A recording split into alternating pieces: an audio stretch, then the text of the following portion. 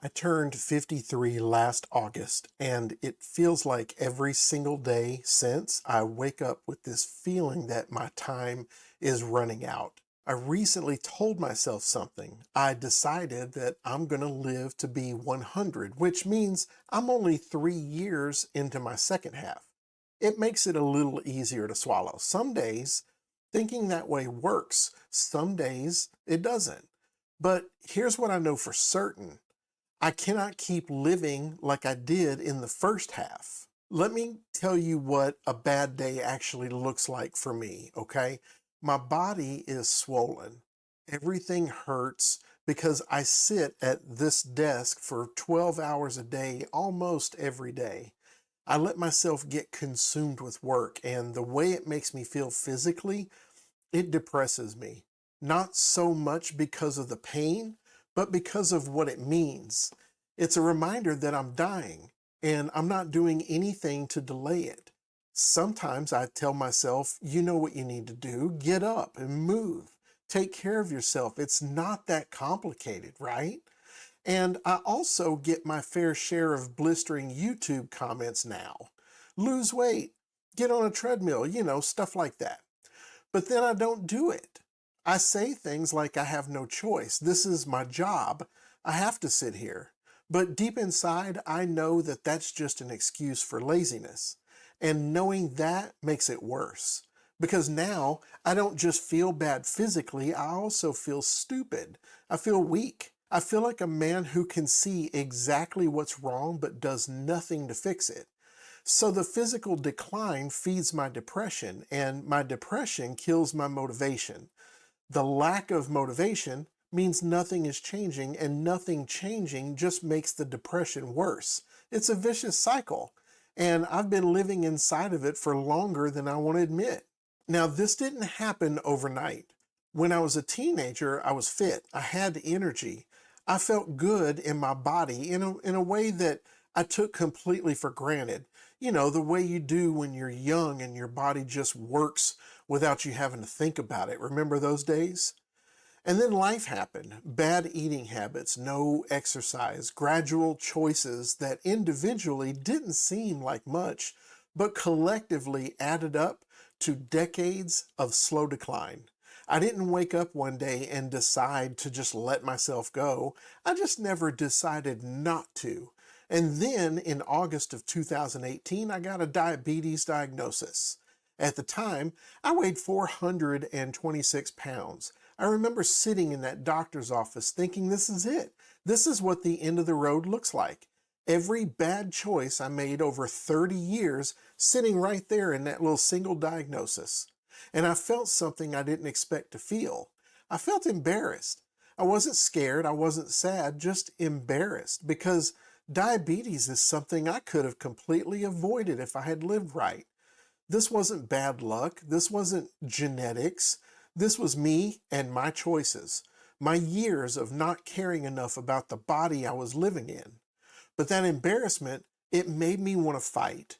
I told myself that day, diabetes, it is not going to take me out. I'm not going to let this be the end of my story. And I meant that. And over the next 2 years, I lost over 100 pounds. 100 pounds. I want you to hear that because I need you to understand something important about where I'm at right now. See, I know how to do this. I've already proven I can do it. The man who lost 100 pounds is still in here somewhere. But then COVID hit and I started working from home. And somewhere in the grind of desk work and isolation and the routine that just swallowed everything, I stopped moving forward. Now I haven't gained the weight back. That victory is still mine, but I'm not moving forward anymore either. I'm stale, and stale has its own kind of danger. When my kids found out about the diabetes, I felt stupid, embarrassed for myself, and stupid in front of them because I'm their role model, and their role model got diabetes because of poor life choices. This wasn't something that happened to me. This was something I did to myself, and they knew that. I have 4 children. They're all grown now, but grown doesn't mean that they stop watching you. And what they saw in 2018 was their father having a health crisis that was completely self-inflicted. What they also saw, and this part matters, was their father deciding to fight back. They watched me lose that 100 pounds. They watched me refuse to let the diagnosis be the final word. That meant something to them, and I could see that. Now they're watching again. They're watching me sit at this desk. They're watching me not move, watching me know exactly what I need to do, but not do it. Now, I don't know for certain that my stagnation is affecting them. I can't prove that, but I do know this. If I start moving forward again, if they watch their father choose the second half deliberately and fight for it, that will reach them in a way that words never could. You can say all the right things. You can give all the right advice. But what your kids actually absorb is what they watch you do. Right now, they're watching me.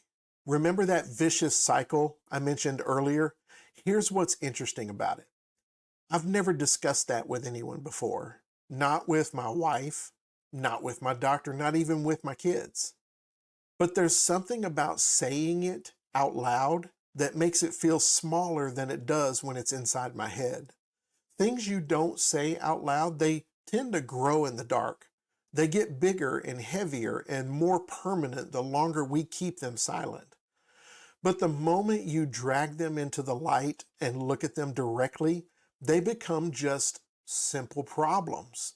Not life sentences, just problems. I'm 53 now. I'm 3 years into my second half if I do this right. And the first thing I have to do is stop pretending that everything is fine when it's not. I'm not fine. My body isn't where it needs to be. I know this. My mental health is not where it needs to be. And the clock is real, but so is the second half. So this is episode 1 of something I'm calling One Up. In gaming, a one up means you get another chance when you thought you were done. That's exactly what this is. Over the next few weeks, I'm going to walk you through every part of this: the physical health, the mental health, the intrusive thoughts at 3 a.m., why I'm building this YouTube channel, and what my life actually looks like if I get this right. Not because I have all the answers, but because I think you're sitting somewhere right now feeling exactly what I just described. And nobody is saying it out loud, but I am. And if that's you, stick around, because this one is for us. If this hit home with you, please hit subscribe, because episode 2 is where we talk about the loop that's killing us. And leave me a comment. Tell me if you feel this cycle. Tell me if you're in it right now, because the first step is understanding that we're not in it alone. I'll see you in the next one.